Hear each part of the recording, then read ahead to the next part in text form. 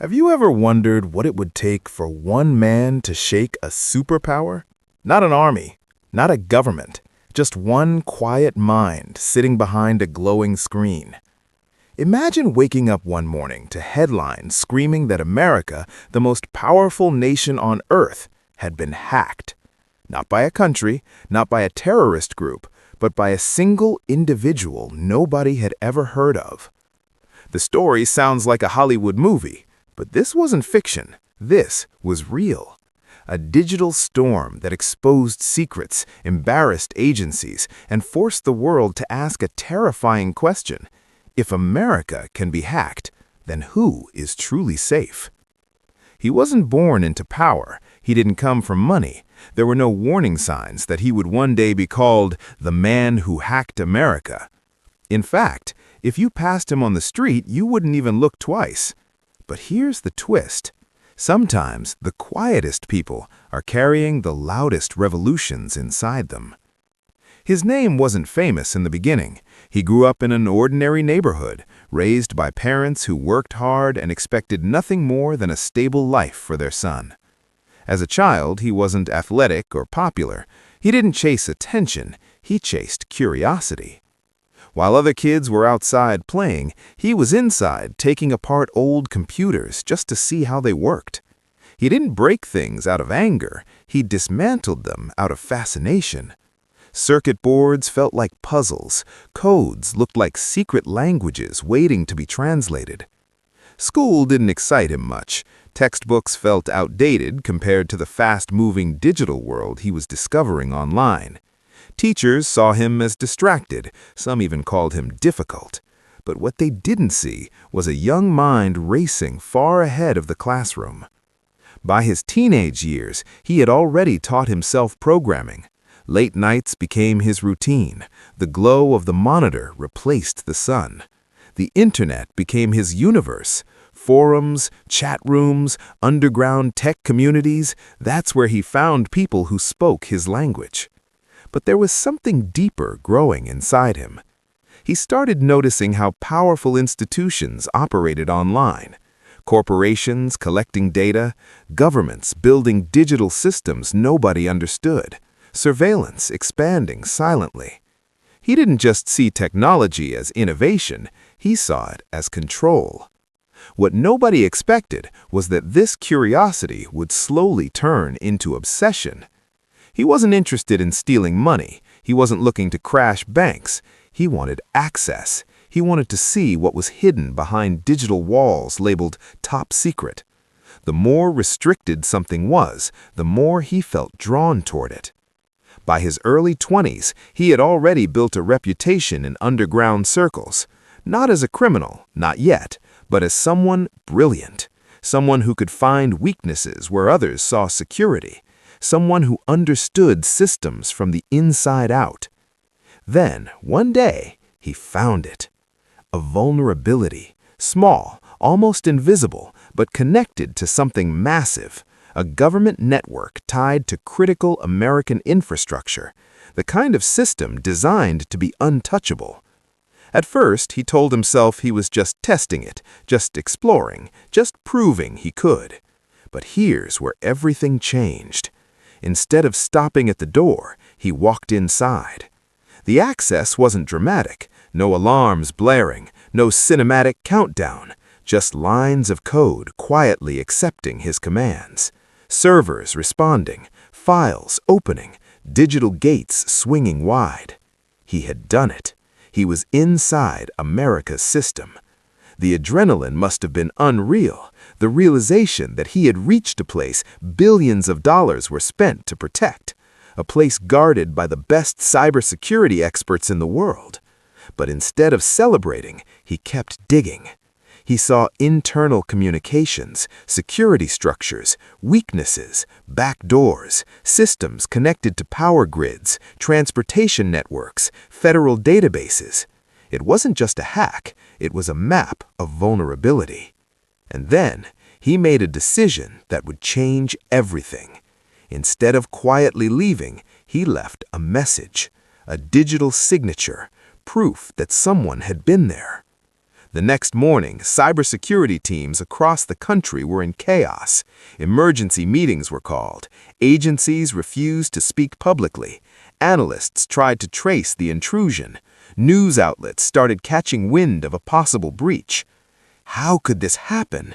That was the question, echoing everywhere. America had spent billions on digital defense. Agencies like the Department of Homeland Security were built to prevent exactly this kind of humiliation. Yet somehow, a single individual had slipped through. Investigators first assumed it was a foreign operation. Maybe Russia, maybe China, maybe North Korea. That's how big the breach looked. But the truth shocked them even more. It wasn't a nation. It was one man working alone. When his identity finally surfaced, people were stunned. He wasn't a trained spy. He wasn't backed by a hostile government. He was self-taught, brilliant, quiet, and deeply disillusioned. But here's the twist nobody saw coming. He claimed he did it on purpose to expose flaws. In interviews released anonymously online, he argued that America's digital infrastructure wasn't as secure as the public believed. He said citizens deserved to know how fragile their systems were. He insisted he never intended to cause harm, only to prove a point. Some called him a cyber terrorist, others called him a whistleblower. The government didn't see him as a hero. Arrest warrants were issued. Cybercrime units worked around the clock. International agencies joined the hunt. But catching someone who lives in the shadows of the internet isn't easy. He moved constantly, used encrypted channels, masked his location. Every time investigators thought they were close, he disappeared again. It became a digital chess match between one man and one of the most powerful nations on Earth. Meanwhile, the public was divided. Tech experts debated on television. Was he exposing weakness or creating danger? Civil rights activists argued that governments needed accountability. Security officials warned that copycats could follow. The pressure intensified when reports revealed that the breach had exposed sensitive operational frameworks. Even though he didn't release classified files publicly, the fact that he had accessed them was enough to spark fear.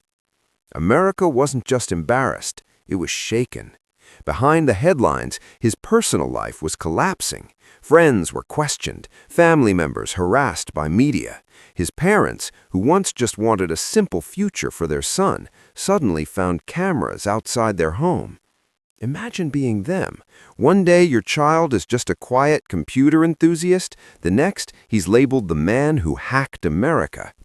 But what nobody talks about is the emotional cost of living as a fugitive: isolation, paranoia, sleepless nights wondering who might be tracking you. Trust becomes impossible.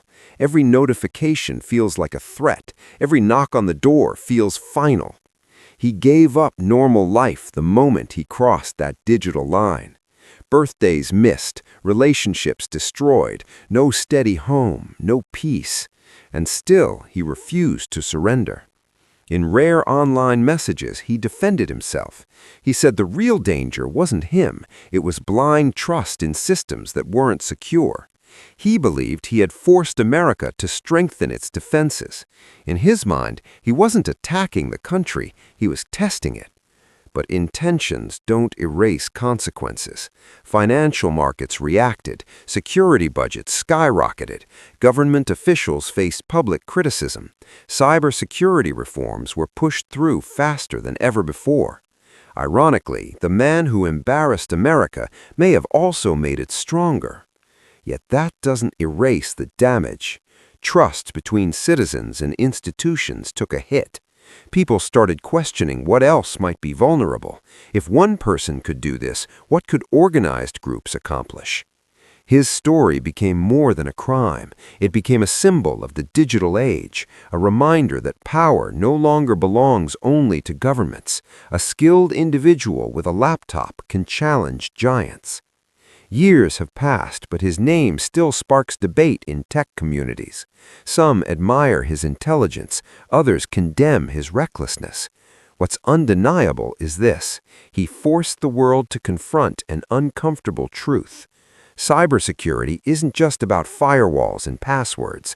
It's about human curiosity, human ego, human frustration. Systems are built by people, and people make mistakes. And sometimes it only takes one determined mind to find them. As for him, he remains a ghost in the machine. Some reports suggest he found refuge in a country unwilling to extradite him. Others claim he still moves quietly, always one step ahead. But here's the powerful part of this story. He proved that in the digital era, strength isn't measured only in missiles or soldiers. It's measured in code, in knowledge, in access. The man who hacked America didn't just breach a system, he breached an illusion, the illusion of untouchable security. And whether history remembers him as a villain or a reluctant hero depends on one question. Was he exposing weakness to protect the future? Or did he open a door that should have remained closed? That answer isn't simple, but one thing is certain. Somewhere out there, in a quiet room lit by a screen, another curious mind is watching this story unfold, wondering just how strong the world's digital walls really are. And that thought alone should make us all pause.